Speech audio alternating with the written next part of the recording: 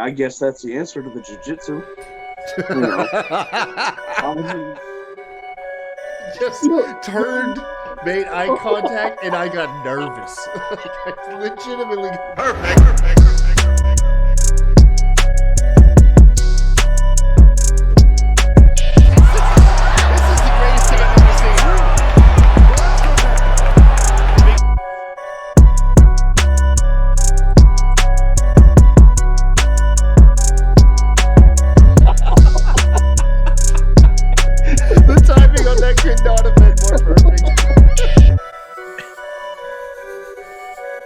I'm coming for you.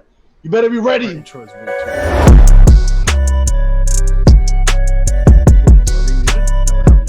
God, that intro's so long. Hey, folks, we're live. Baby, we're back. Welcome to Hammer's Lounge, Whether everybody. You like it or not. Hey, man, you clicked on it. All right.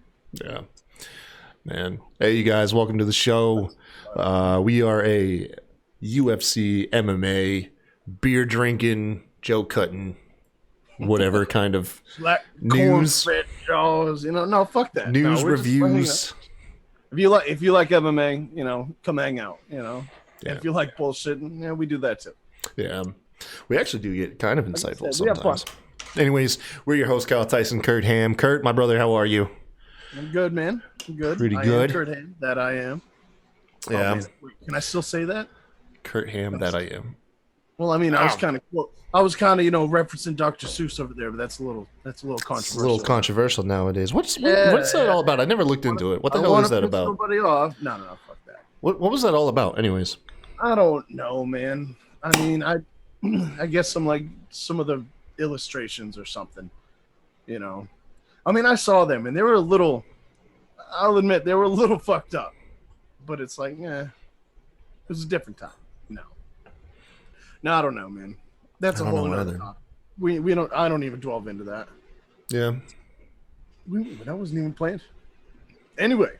Hey, you guys.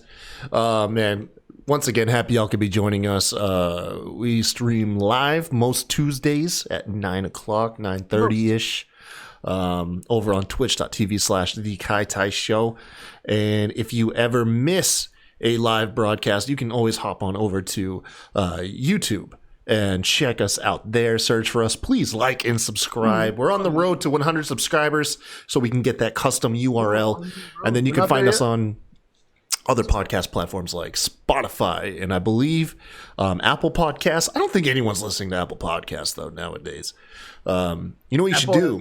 Well, of course it does. If you're listening to this, or if you watch us on YouTube, leave a comment on what your favorite podcast platform is, and we'll just be there. I know we're on iHeartRadio. I made a big deal about that the other month. iHeartRadio? Yeah. Oh, yeah. I don't know, man. Whenever I look up, a podcast, first thing I go to is YouTube. Yeah. It's kind of more vanilla, but I don't know, man. YouTube's my, I like YouTube. I like the video version of a lot of podcasts. Yeah. Yeah. What's some of your favorite podcasts? Oh my God. Well, you already know. I was actually going to talk about this earlier. Of course, I listen to Bill Burr. Ever since Joe went to Spotify, I haven't really listened to him much, man. I think he kind of sold out to a degree. I don't know. It's different, man. $100 million. I mean, yeah, I'd fucking sell out too for $100 million. All right. No, I get it. But it's just something about it is different. But you know me, man. I'm always listening to Bill Burr, his podcasts, and one of the latest victims, they're trying to cancel him. Oh, he ain't gonna be trying to hashtag cancel Bill Burr. I mean, if I'm honest, I'm surprised that it took this long. But in no way am I saying I'm for it. Fuck that. No, Bill Burr is awesome. Bill Burr is the shit. They want to cancel all comedians. Yeah, exactly. Like you can't be a comedian in PC. I didn't see it, but I can't imagine it's anything too crazy. But apparently he said something fucking offensive at the Grammys or something like that, and then Oh yeah, where they had chicks scissoring each other. Half of the people say what? Where they had chicks scissoring each other. Bill Burr was offensive. I didn't watch it. Oh wait, you talk about Cardi B or whatever. Yeah. I saw like a screenshot, yeah, of something that I was like, all right, Yeah, man. I give up Had on some scissoring on society, man. local This shit's- television. It was a Yeah. good watch, man. It was a good watch. Yeah, I didn't care. No, it's great for kids. Yeah, but apparently he said something, and then I guarantee you half of the people before didn't even fucking know who Bill Burr was. Yeah. You know, but no, fuck that. And I love it too because his wife is black. He's Bill Burr. If you've watched any of his stand-ups, he has openly hated white women his entire career. You know? And that's like half his act. And the thing is, he's been dating and married to his wife for like almost 20 years now. You know, they're trying to call him racist. And she was, I was loving it because she was sticking up for him too on Twitter. You know, telling people to go fuck themselves. Let me So, see here. I'm it's gonna look just- it up. It's shit is getting crazy, man. You know, like I said, I don't know exactly what he said, but I can't imagine it's something crazy. Let's see. Bill Oh, Burr no. Grammy pops right up. You're not gonna fucking cancel Bill Burr. No. Bill Burr criticized for mispronouncing singer's name at the Grammys premiere ceremony. Oh, he couldn't pronounce their name. That's what it was. Bill Burr's comments at the 2021 Grammys are sparking social media backlash while presenting a series of awards at the premiere ceremony before the show on Sunday. The stand-up comedian started off by joking about the preceding piano performance. He says, was I the only one who wanted to kill myself during that piano solo?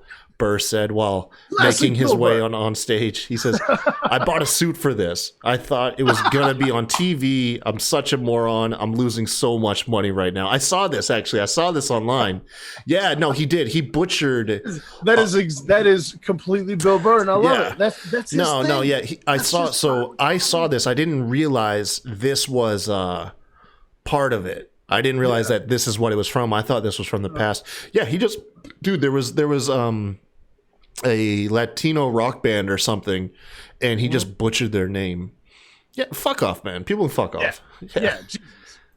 Have fun being that fucking soft for your entire life. Everybody that got butthurt over that God damn, man. and everything else. I don't know. Yeah. I try not to talk about it, man, because once I do, I just dive into it. I'm like Bill Burr. It's like, oh my fuck, what the fuck is going on? Yeah. You know what I mean? So I'm 27 years old and I feel like an old man.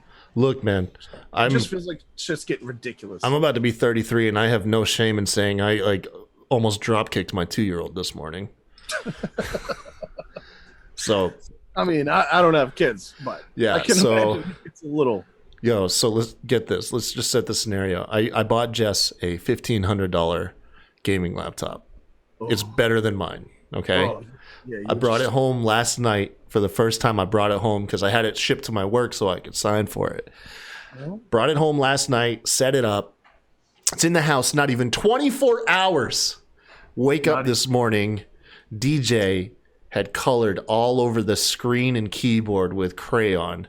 Oh no! Yes. and Dude. he wasn't like artistically like. Oh no, he's probably like just. Yeah, so I sat there. I sat there with like a microfiber cloth, just like It's never gonna be the same. no, There's I always got gonna it. be I got it. Yeah, Oh yeah, man. I spanked the shit out of him though. kids, man. So, but oh god, dude, yeah, that I about had a heart attack this morning. I can imagine. Yeah, fuck, imagine. dude. Because I didn't get the protection plan. I never get the protection plan. The kid almost broke my shit in less than a day. Well, look, man, I get it. I actually have something super fucking similar. So that's actually funny you say that. I woke up today. A little piece of paper, dude. Like the struggles, I get it. I completely understand how it is to be a father because the struggles. I mean, I had to pick up that little piece of torn up paper. It took me like 30 seconds. That is like, It's your so struggles. no, trust me, I get it. I get it, man. I had a cool time this morning with Gavin, or today. My son got sparring gear. My son's, Yeah. so he's officially going to be Hey. starting sparring soon. His little ass though, he's got, Little young, but when he's older, I can bet he'll be like, motherfucker, I've been sparring since yeah, no, he got the headgear, he's got gloves, he's got The foot, like they're not kick pads, they're not shin guards. They just cover the feet.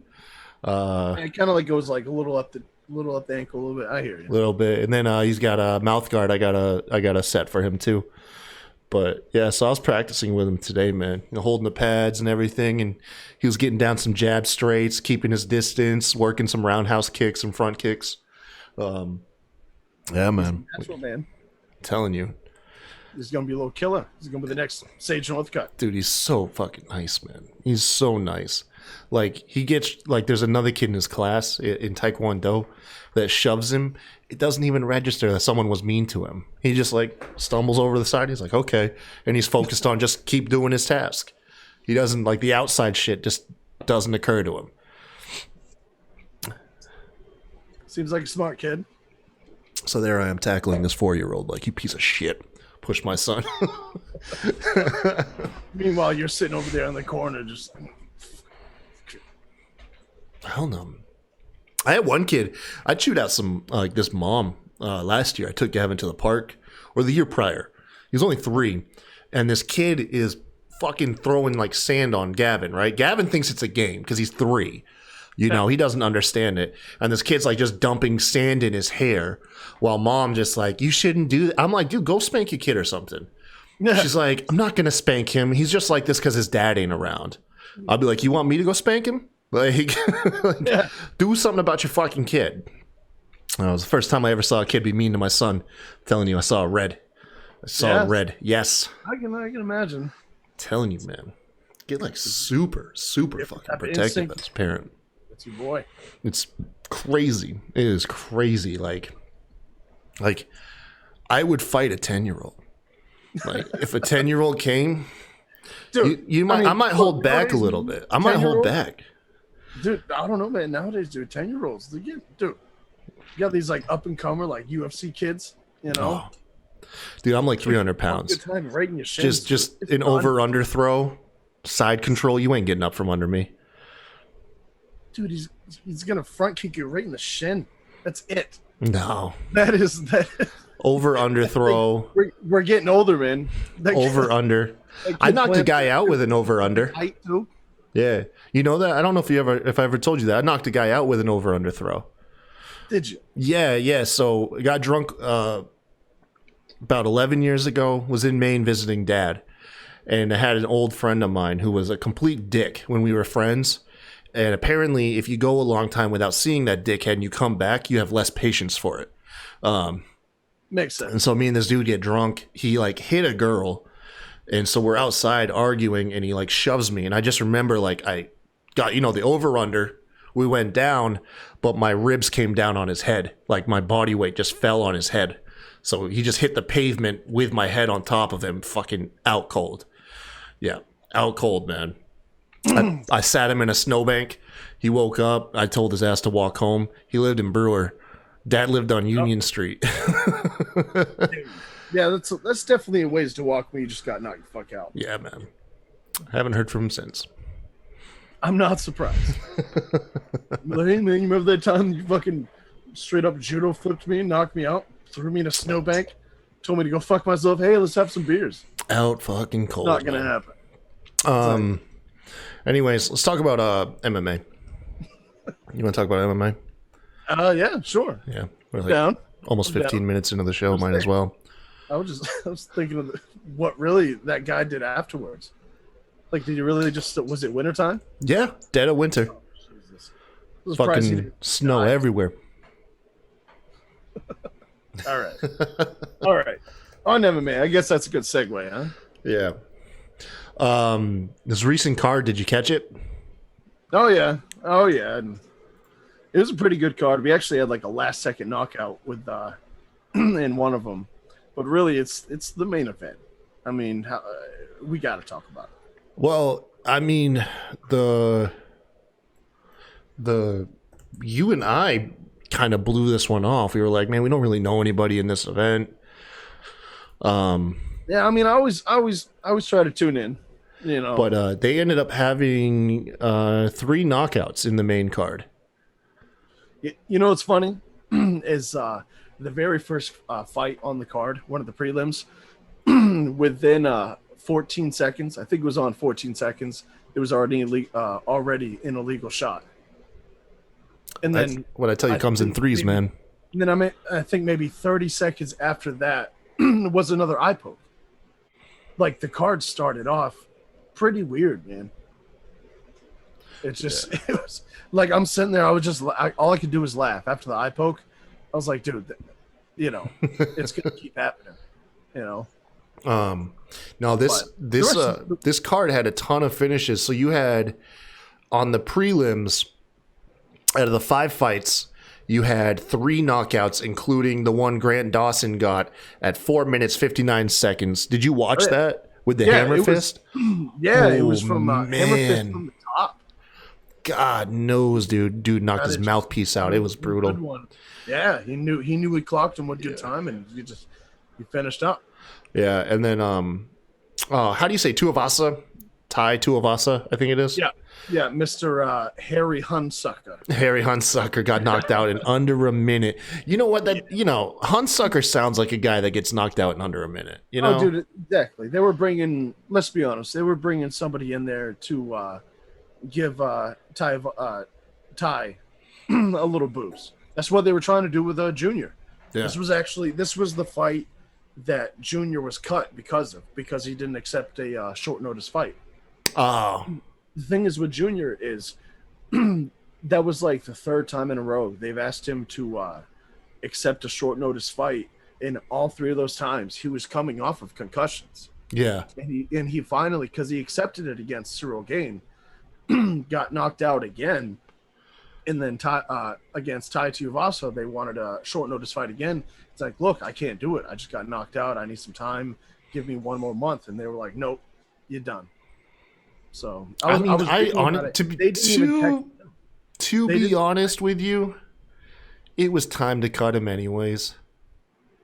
I'm not even upset about it. It was, dude, Junior's just been getting KO'd left and right. We went over this. His last 4 losses were due to knockout. Yeah. So he's got a lot of TKO and knockout losses. Yeah. Like I don't think he's been asleep. Like he doesn't get put to sleep, but he gets TKO'd frequently, man. Yeah. Some people are definitely worse than the others. Yeah. Oh, absolutely. So Adrian Yanez, I want to say his name is, showed this dude needs a legit opponent. His hands look slick. Did you see this fight? Which one was that one? Adrian Yanez versus Gustavo Lopez. He got the knockout in about 30 seconds into the 3rd round. Oh my! Yes. No. That was. That was just a case of like the other guy should not have been in there with him. That dude was operating on another level, on another speed. He was on a different plane of existence in there, man. The precision too. It's like early Conor McGregor. Where he placing his shots were just perfect. The last combination, and he wasn't even overexerting himself. He was just wearing that life meter down. You know. Yeah. God knows. Eventually, the other guy just couldn't take it, and I mean just. That last right hand that he took, it was clean. So no, it's these up and comers, man. Nowadays we're seeing so many names that we just don't recognize with decent records, but they're bursting onto the scene, you know. Yeah, no offense to Lopez, but he showed that he needs a higher level of competition. Yeah, you know, he doesn't need to be taking on these contenders. Give him a top 15. Give him a rank guy. Well, I think wasn't that his debut? I do not know. I can find out real quick, though. Because even commentary was trying to be nice to Lopez, but they were like, yeah, this is a complete mismatch. Yeah. Yeah, you saw that last week. There was a women's fight. I mean, I'm spacing the names right now, but I mean, you were watching it, you were like, this woman has no business being in the same ring. So he fought against a guy named Rodriguez, where back in October of last year, on Halloween night actually, and knocked him out about 2.5 minutes into round 1. So those are his two UFC fights, both wins by knockout. Yeah, we'll be seeing him fly through the ranks. He's gonna I'm sure he'll face somebody. Well, give him a ranked opponent. Yeah, exactly. Just give him someone ranked, man. Top 15. Speaking of that, oh wait, no, we're on to that a little bit later. I was about to talk about O'Malley's and Almeida's fight coming up. Yeah, we'll get to that here in a second. God. Fucking O'Malley. Fuck you, O'Malley. I'm not a fan. I'm about to get in on him, man. I'm not a About to fan. get him on him. Gimmick infringement, son. I'm a pro wrestling fan. This dude's out here stealing Chael's gimmick. Really? Okay. All right. I see. You've got something there. So Yeah. But really, but first though, I mean, Derek Brunson, you can never underestimate. Hold on. Before we get to Brunson, Even that, okay? all right. Two more sound bites. Montserrat Ruiz telling Cheyenne Buys, "I'll follow you home, bitch," is one of the craziest fucking intimidating things I've ever heard. During her fight, as they were being broken up and they were like jaw jacking, you hear her say like, "I'll follow you home, bitch," meaning like, yeah, they were hot, man. And then Okay. and then Max Griffin absolutely destroyed Song Kenan. Yeah. God. Bounced him off the cage. And It's not fair, though. It's not funny too. Yo, it's not fair. It's Max Payne. He's got bullet time. Okay, he's fucking in there cheating. All right. No, that's the thing. That's how we caught my eye early in his UFC career. You know, Max Payne is awesome. The game is fucking awesome. And I was like, okay. And he's not top tier, but he's not bad. He's a scrapper, man. Yeah. So to see how far he's come, actually, I was happy for him. Yeah. You know, But so he was late notice, bumped up to the co-main event. You know, came out, made a statement. 2.5 minutes in, knocked this dude out. yeah. Clean, too. Guess So which- clean. okay, Face there we down. go. So Kevin don't- Holland, Derek Brunson, man. Stamped his face off the canvas with a straight to the back of the head. But he was already out. Yeah. He was already out. What's your take on Kevin Holland now that the dust is settled? Man, that was just I get his whole thing, man. And to be honest, I thought talking in the ring was actually illegal. So many times before, fighters have went to talk, and the ref has told them, "Hey, stop talking." Yeah, I'm pretty But sure apparently UFC this got in their ear, was like, no, let him talk. Apparently this guy's just allowed to fucking go off, Yeah. And ultimately, I really feel like it worked against him.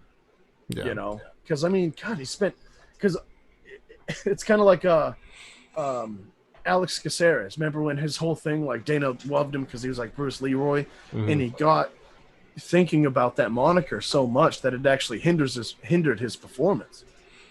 Yeah. Because I mean, it seemed like half that guy's fight plan, because he realized everyone was starting to really like him because of his talking and shit. He was like, oh well, now I have this persona, I got to keep it going in the octagon. And it's really, man, like against a guy like Derek Brunson, you cannot fucking underestimate that guy. As you saw in that fight, dude, that guy will take you down all night long. Yo, I watched the Public Eye on Twitter live. Yep. Watched the whole crowd turn against him.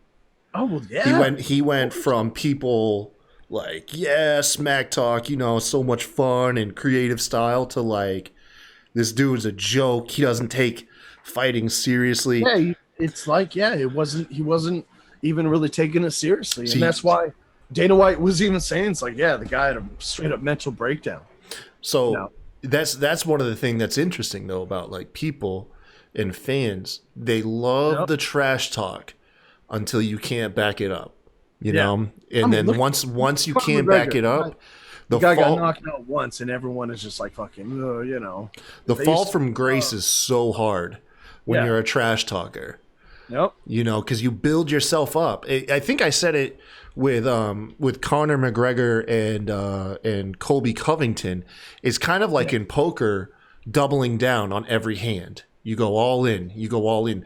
The reward is much greater because there's so much more promotional footage, and you're become much more of a polarizing figure, because there's a statement that says it's better to be loved by some and hated by some than sort of liked by everybody, right?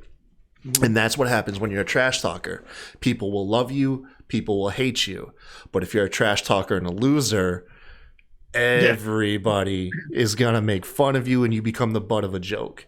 I mean, we haven't heard a peep out of Colby Covington or his fans. No.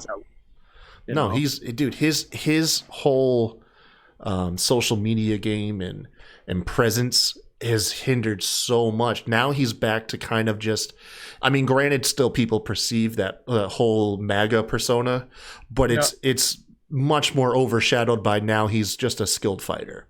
Yeah. You know, Oh yeah. he's not out there getting hit by boomerangs anymore. I think the only one it still kind of stuck with was Ben Askren. Mm-hmm. You know, after he got flying kneed into oblivion by Masvidal, he was just like, "Oh, that sucked," and then just kept on being Askren. You know, people were like, "Well, all right." Yeah, I reached out to Askren to be on the show. I haven't heard back from him yet, though. No. Well, I'll send him another email. All right.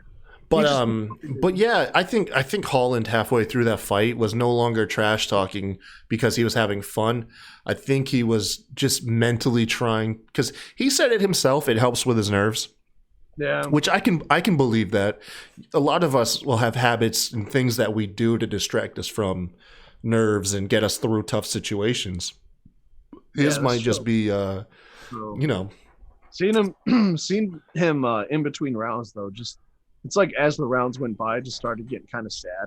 Did you see? Did you see the Instagram footage of Khabib? Oh man, Khabib was he was fun. He was like, "Hey man, you want advice? All right."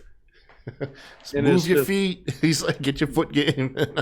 I actually saw though. I think it was the end of the third round. He was still trying to talk to Khabib and laugh and bullshit and shit like that. In his corner, I remember seeing it cut him off. It was in his face and actually started trying to coach. Got to pay attention, about man. Fucking time, you know. Yeah. It's the first time I've seen a fighter actually like kind of scoot his corner aside, like, no, I got this. Let's do this shit for the cameras. You know, hold on. You know, the cameras got right there and saw his little exchange with him and Khabib, and that was one of the big points where I was like, okay, this is a game to him, man. Especially with Derek Brunson. Like, you just got smothered. No, he did. 4 minutes, 40 seconds. You know, in the first round, you need to, you know. He did everything in that fight that a coach hates. Absolutely. Like, he did everything as a coach. That is everything you don't want your fighter to do. And I mean, it's like I was saying before, it's like I may not be a fighter myself, but I'm well educated in the fight game itself. And there's a reason why we haven't seen much of that, if any at all. And I've seen a lot of fucking fights, dude. Mm-hmm. You know, so it's just, oh man, it started getting a little frustrating because the guy he's super talented.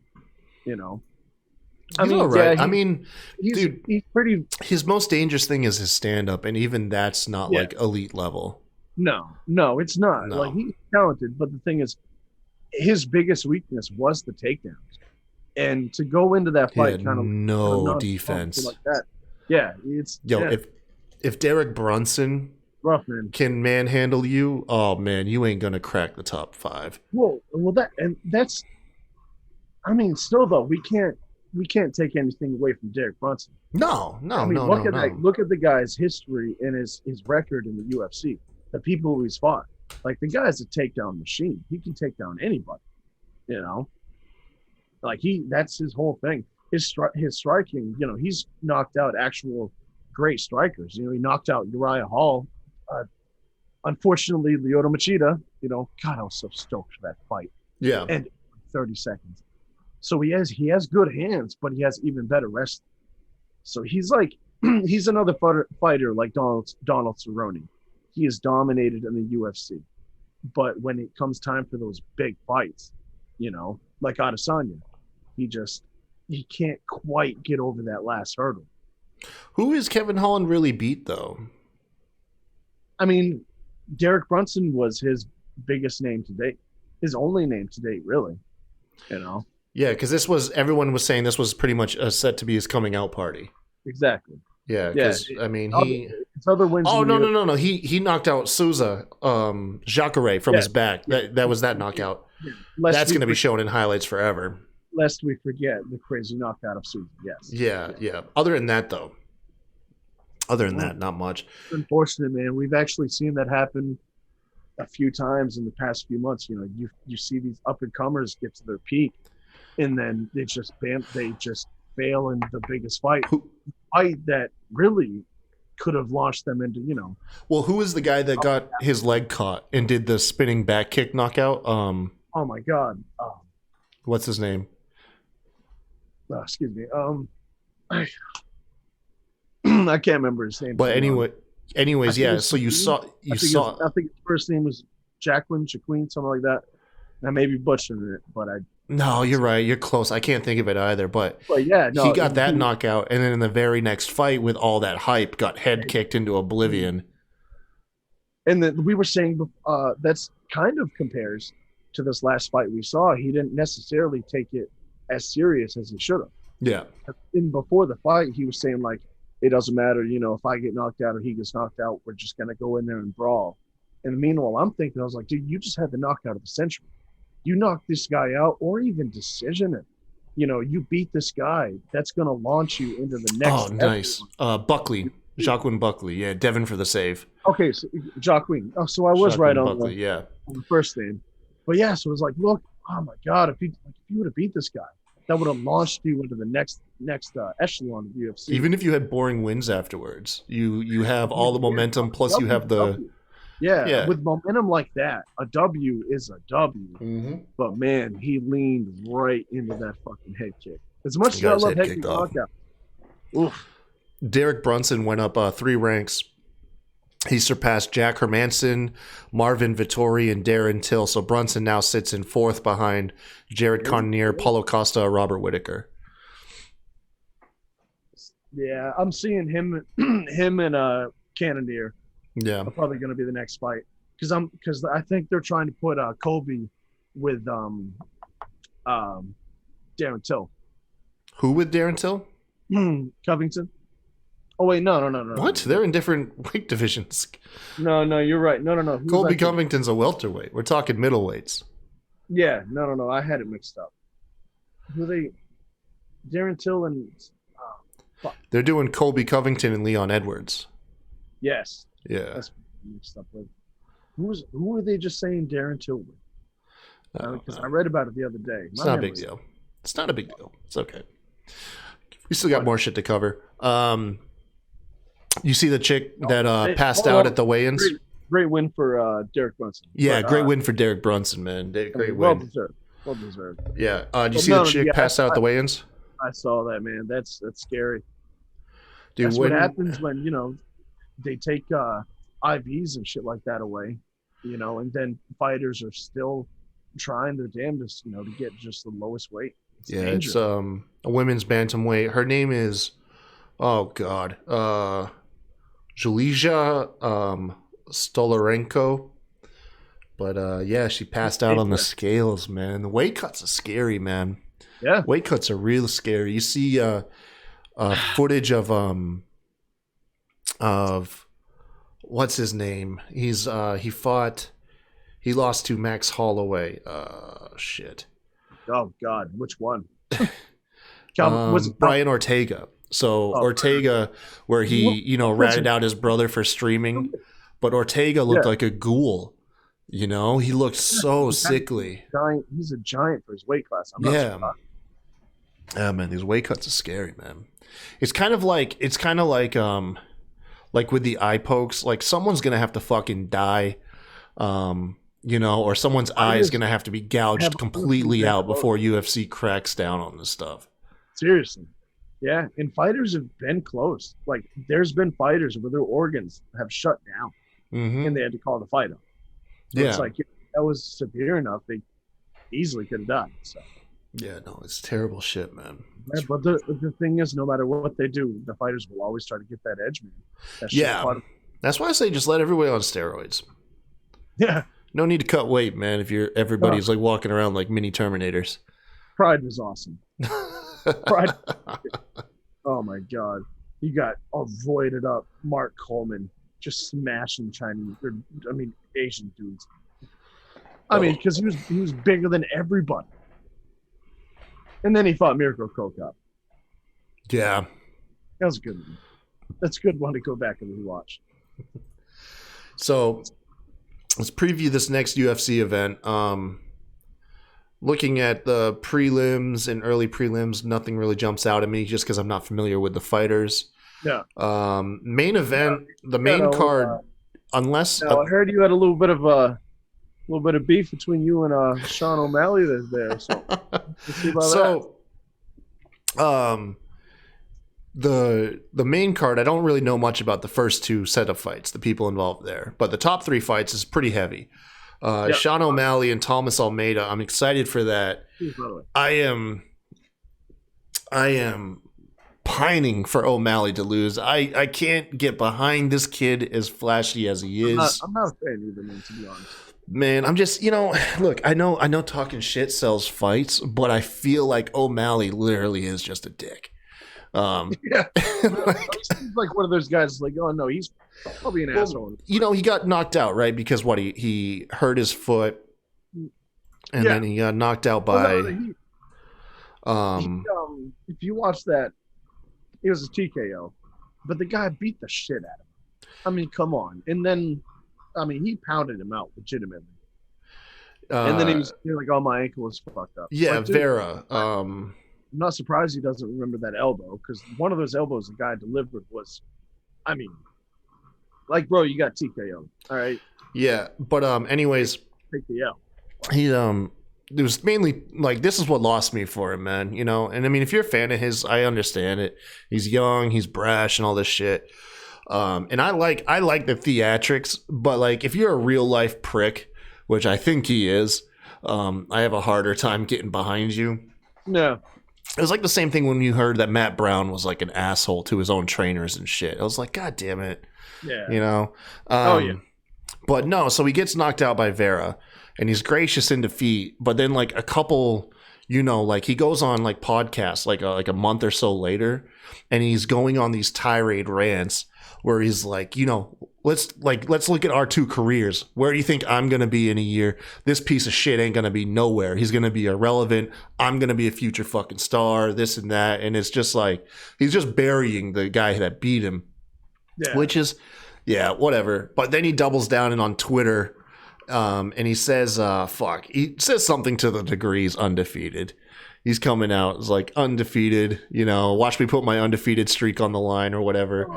And I'm like, bro, that's Chael's gimmick. Nothing worse than a fighter like that, dude. Get the fuck. The only person I liked doing that was Chael, because Chael, you knew it was tongue in cheek. Yeah, Chael's was tongue in cheek, Chael's man. Was more tongue in cheek. Like I have a feeling like he actually somewhere in there believes that. Yeah, it wasn't his fault. I feel like, hey, look, man, I could be completely off. I could be getting worked over. That could be his whole strategy. But to me, the dude feels like he's making excuses. He doesn't verify it. It'd be like if Anderson Silva was, talking trash about Weidman after breaking his leg. Was like, at the end of the day, Weidman checked the kick. He did exactly what he needed to do, I'm sorry that you've got glass fucking ankles. His ankles give out on him. He is going to be a guy that gets calf kicked into oblivion every fucking fight if he's against a kickboxer, because everyone knows those ankles ain't shit. Oh, Anderson. Anderson's actually supposed to be fighting. He's a boxer now. He's a boxer now? Yep, he's fighting the son of a boxer that's about to retire in the main event on that card. Really?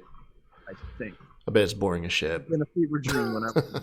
But yeah, apparently Anderson Silva is supposed to box this kid. Yeah. How about them feeding O'Malley Thomas Almeida, who is coming off of 3 back-to-back losses? But the thing is, Almeida the guy's a good striker, man. His early on career in the UFC, he was a killer. Garbrandt knocked him out, and he hasn't really been the same since. But he's a great striker, so we can't overlook Almeida at all, to be honest. Yeah, I think it's gonna be a decent fight, and I don't know, man. I honestly see Almeida winning. I hope so. I think O'Malley, I think he's just kind of a fluke. Mm-hmm. I think this fight's. I honestly, my opinion. He's got fun hands. Like, his hands are fun to watch. You know. But the thing is, he's one dimensional. Yeah. That. So is O'Malley not even? He's not even ranked, is he? No, he just came off of the Contender Series. That's right. Yeah, he's not even ranked. He was one of those charismatic guys, and there was, short videos of him smoking blunts with Snoop Dogg, and everybody liked him. Yeah. So Dana, all right, we've got a popular guy, we need to fucking boost him up, And then he lost. Yeah, he's got good hands, man. He's got good hands. He does, but Thomas Almeida is not top tier talent, but right below top tier talent. The guy has great hands. He has great. If you look back at his knockouts, he's had quite a few in the UFC.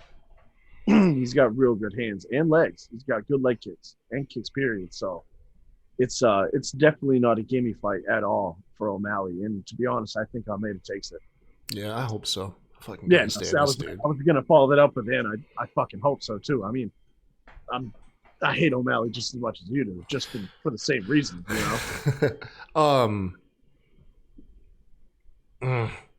Moving on to Tyron Woodley, though, this is his last.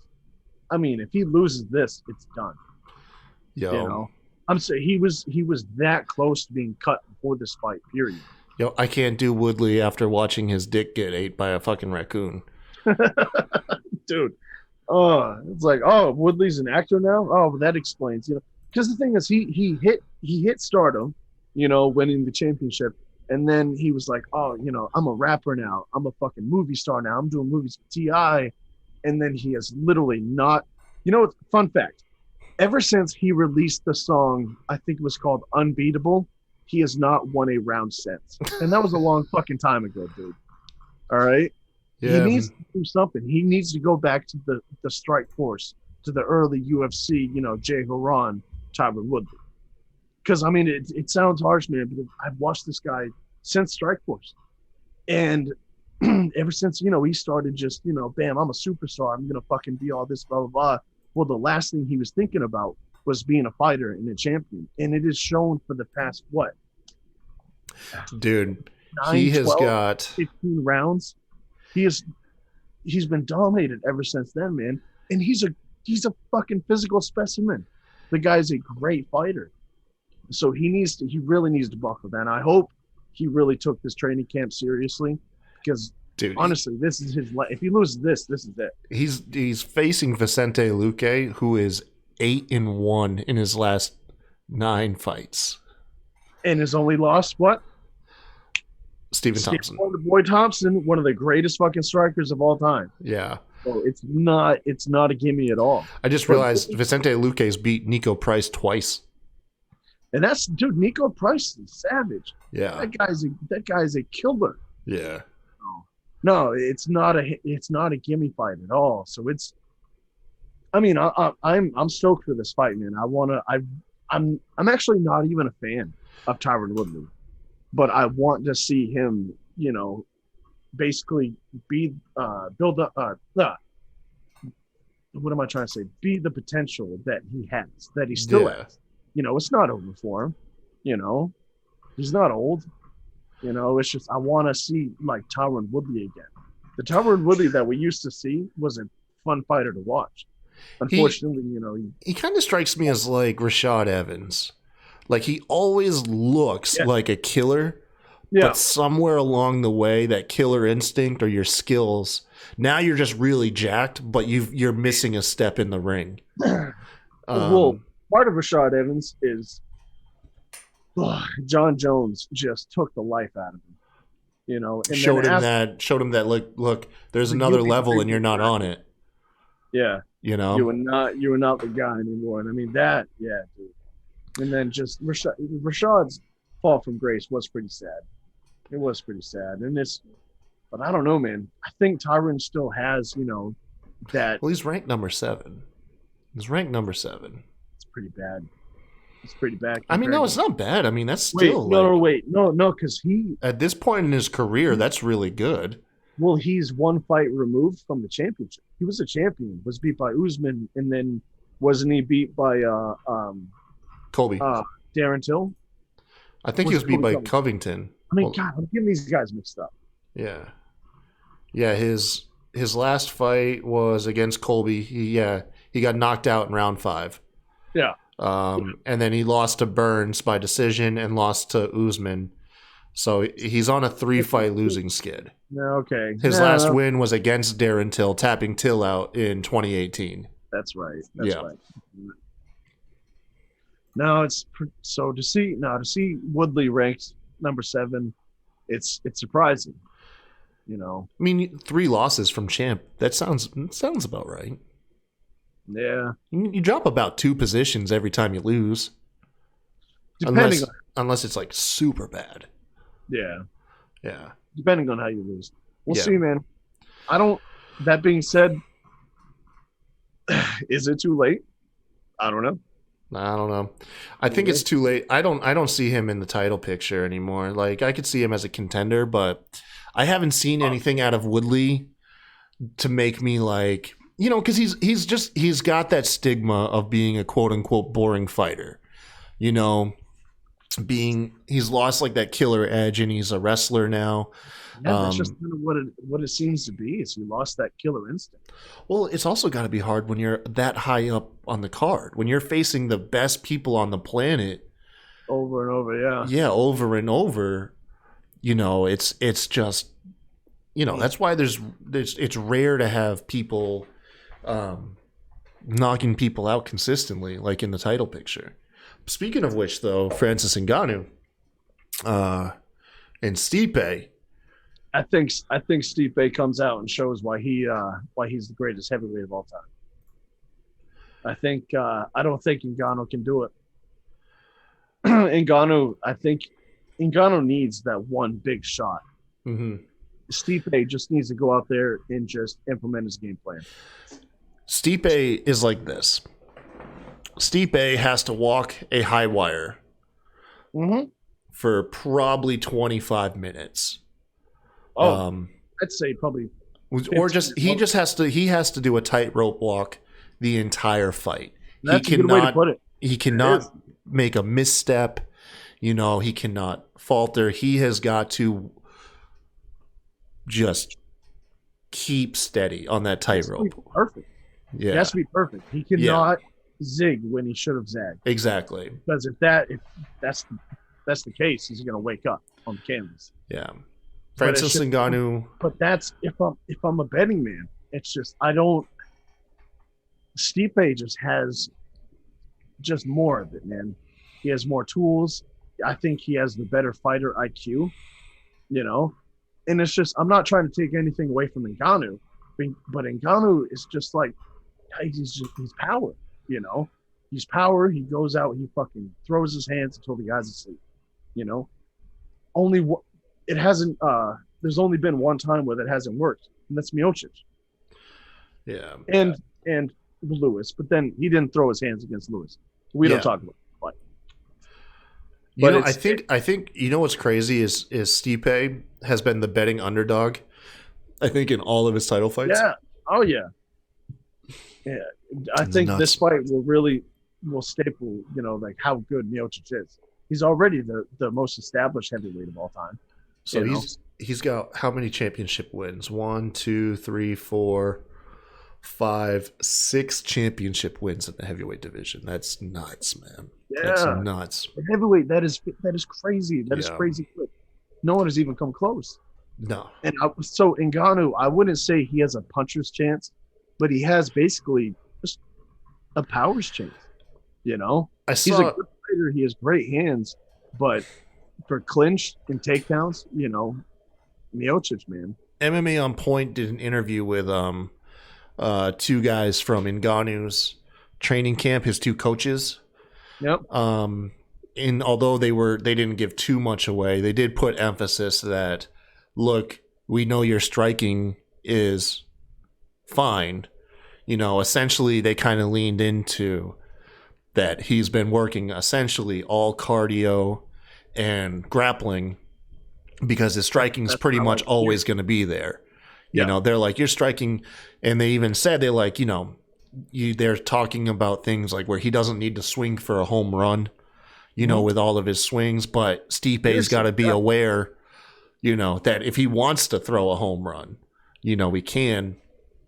I don't know though. See, the thing about Ngannou is I don't care how good your cardio is. That is a ton of mass to carry, you know. It's like remember Chet Congo? Yeah, It's like, yeah, you were never going to see Chet Congo running a marathon.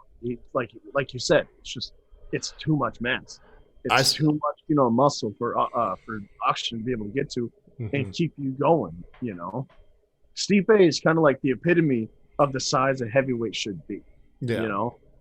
That's why people have called for like a super heavyweight division and a heavyweight division. Mm-hmm. I mean, you get these weight classes going up like, all right, the next one is 10 pounds over, 15 pounds over. What other weight class do you know has a 60-pound limit? Yeah, and then the heavyweight goes from 205 to 265. That's insane. Yeah, it's nuts. So that in itself, man, different body types, especially at heavyweight, they really matter.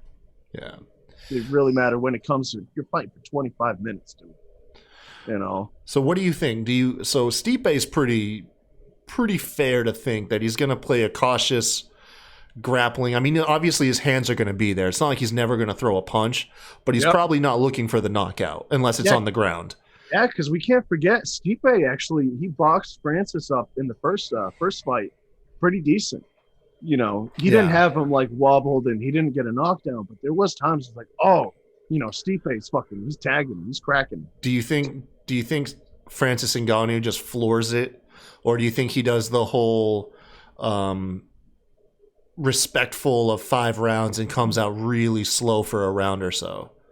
Because there are those guys that they don't feel confident in going for all 5, so round 1 they'll spend like a round or so doing next to nothing. See, basically, because I've seen this exact situation, the scenario, quite a few times. Growing up watching MMA, it always usually goes like this. Because Ngannou did in the first round of their first fight, and that's what Ngannou did. He floored it. He tried to put Miocic away early, get that movie star knockout. He's the champion. It didn't work out for him. And usually, when these guys get a rematch, these big punchers get a rematch, they'll be smart early. They'll be smart early in the first, second round, and then they'll realize like, hey, I'm getting fucking boxed up. And then they'll resort back to their instincts. They'll start throwing hard, go for that Hail Mary knockout and won't get it. And then bam, that's when they're fucked. Yeah. So I think that's probably there's that, and then there's also fighters that they get gassed being too cautious because they get beat up, and they still end up having their energy drained while they're not expending it. They're even like, fuck it, let's go for it. Yeah. Half of their tank's already gone. And then bam, that depletes, another huge part of the tank. So it's kind of just a domino situation. Everything falls apart, Meanwhile, the champion, his game plan is going flawless. Yeah. So this is a tough one, man. It's always hard to bet on a fight that can be over in like a single punch. With power like that, man, it's really hard to tell, and to call a fight like this, because it could be. I mean, Stipe, he was knocked out by DC, and that was in the clinch though. The last time someone knocked Stipe out with a little bit of range was Stefan Struve. Yeah, and that was more of like a TKO. Yeah, he wasn't out, but he Struve, he had him rocked, and then Struve kind of just like bam, bam, bam, bam, and caught him with a good left hook. Miocic is going to have to be careful though, coming out of those grappling exchanges. He does, because that's how he got caught with DC and Ngannou. That's how Ngannou caught Overeem. Was they weren't exactly grappling, but they were in grappling range, and it was on separation. In the little bit of the brawl, that is where you like decapitated fucking Overeem. Scariest knockouts I've ever seen. I don't think Ngannou is going to come out like he did with Rosenstrike. I don't think he'll do that because Miocic hit that power double. He was like, holy shit. Yeah. But I just don't see, because Ngannou knew that Rosenstrike was going to try to stand with him. Mm-hmm. And Ngannou was like, no, fuck you. Like, what? Could you imagine though? Yeah. What if Miocic knocks him out? See, that's the thing. What if Ngannou does what he did against Rosenstrike, and Miocic? Remember, Miocic has another fight where some guy was charging blunt force at him. Yep. Because Miocic, he does have that precision. Yeah. He has that accuracy, man. The Miocic. You don't have to hit like a truck if you're heavy and precise. Yeah, we've never seen Miocic going out there throwing the shots that Francis has. Miocic has always been, 1-2, right down the pipe. He's always been a straight up clean boxer, and that's how he's got it. I mean, you look at his debut against a guy named Phil DeFries. I love that name. That's why I remember it. Oh. And the guy was pressuring him just like Fabricio was. And bam, one straight right down the pipe. Bam, pressured him, put him out. When he fought Fabio Maldonado did the exact same thing. He pressured him. He got too close in range. Straight right down the pipe was the end of his night. Yeah, I mean, he knocked out Verdum running, like backing up. Yeah, exactly. You get these fighters, and he's always been, very precise with his shots. So that's a good point you bring up. Francis, if he comes out trying to put him away, Miocic, with that sneaky right bull hand, rush. He played Matador. Just think he puts one good shot right on the chin. That put anyone out, man. But I don't know, man. I mean, look at Ngannou's neck. It's like you think you can knock Brock Lesnar out with one shot. No, that's the type of fighter that you're going to need to TKO against. I mean, just the right spot. But that's the thing, though. You hit the right spot. If he hits him with the right spot, he can. I believe he can. Not so much put Ngannou out, like on his face, out cold.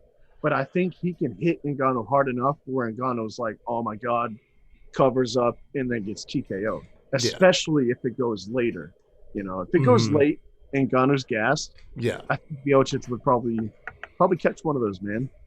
But it's it's like the one scenario that no one's thinking of is if Miocic puts him out cold.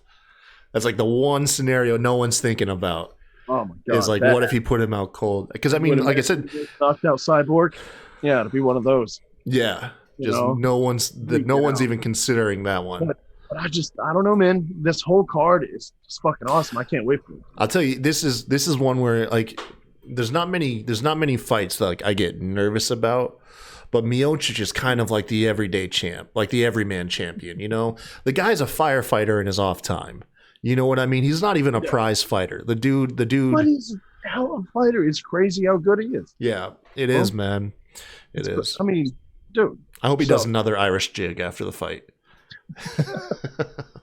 I hope he gets. I hope it goes late into the fight because that post-fight interview, punch drunk Miocic, best post-fight interview. Is the best post-fight.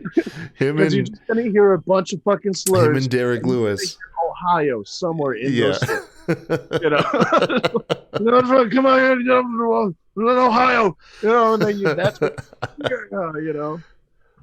But God, the guy's a savage. He's one of the most like. Devin says Stipe holds his power well over 5 rounds. He does, man. He can hit you pretty much just as hard in round 5 as he can in round 1. And just like what you were saying, though, the everyday champion, everyday fighter, one of the baddest fighters, the supposed baddest man on the planet, the heavyweight champion. The guy just looks like an everyday guy. Yeah. So it's like, I'm a fan, man. Oh, I'm a huge fan of his. I mean, I'm a fan of Ngannou's. That's the thing is, it's like I would love both of these guys to be champs. Yeah. You know what I mean? I'd love Ngannou too, dude. Don't get it twisted. Ngannou has a crazy story himself, growing up in like shoveling sand or whatever in France as a kid and sand mines. You know what I mean? And breaking out of poverty to become a star, an international star. And then not only that, working on his English to win over English-speaking fans. I mean, Ngannou's got a hell of an awesome story, too. Oh, yeah. He's not a bad guy by no sense of the means. Yeah, when Ngannou first burst on the scene, his debut, he spoke a lick of English. Yeah. He didn't speak any English. So it just sucks that these two guys have to be at this crossroad. I mean, Miocic, he debuted way back on the scene, years ago. He came out wearing Crow Cop shorts, man. I mean, come on. Yeah. Like, how's the guy not going to catch my eye and be like, yo. Yeah. No, tell me about it. And in the intensity, man. No, it's just, I don't know. I can't wait to see the fight. Yeah. It is one, like I said, I'm legitimately nervous for. It's one of those rematches, even though the first fight went the way it did. It's one of those rematches where you're like, oh, I can't wait to see it. It's like Chuck and Tito too. Yeah. You know, it's like, fuck, I cannot wait to see this fight.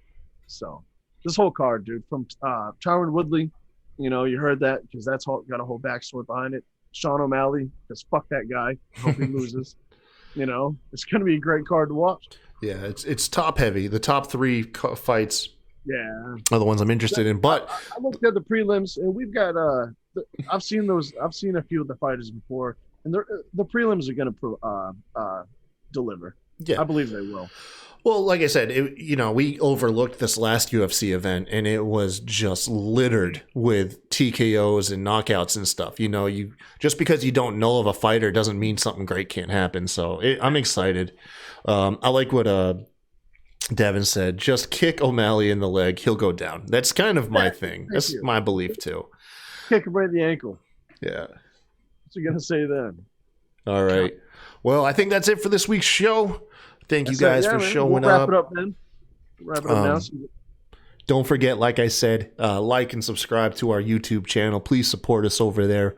Follow us on Twitter at Hammers Lounge, myself at the Kai Tai Show, and Kurt at Hammer MMA. If you're into pro wrestling at all, I do have another channel, another show that we do called the Smack Raw Podcast. Check them out if you're into pro wrestling. I am one of those rare fans that I like legit fighting and fake fighting. I'm into both, man. Hey, people are allowed to like different things. Yeah. But there's one thing they can't. Steve Mazzagatti. Fuck you, Steve Mazzagatti.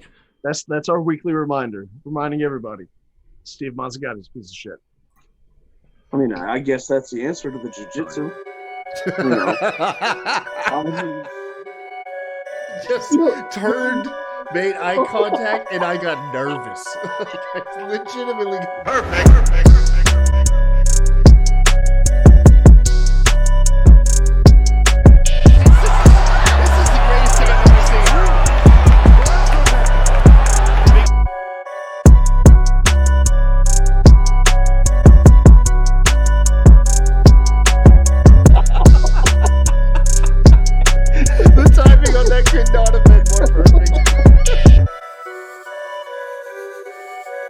I'm coming for you. You better be ready.